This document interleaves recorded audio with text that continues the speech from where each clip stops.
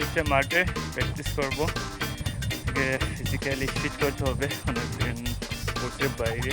আর ওই হচ্ছে আমাদের প্র্যাকটিস গ্রাউন্ড, অলরেডি প্রস্তুত করা হয়েছে। সো আস্তে আস্তে আসছে সবাই।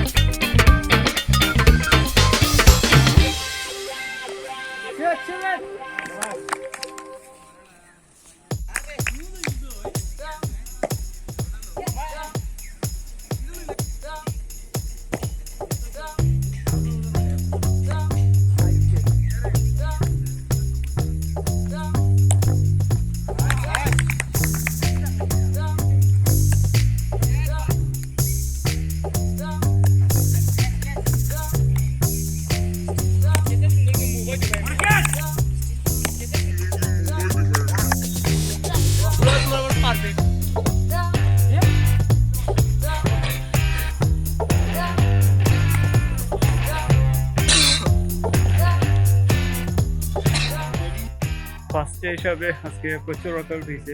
আসলে নামাজ স্টার্ট করেছিলাম আর এখন মাগরিব, তো প্রচুর পরিমাণে ওয়ার্কআউট হয়েছে ফার্স্টে হিসাবে। আলহামদুলিল্লাহ আস্তে আস্তে আমরা টাইমার বাড়াবো ফিজিক্যাল এক্সারসাইজের জন্য।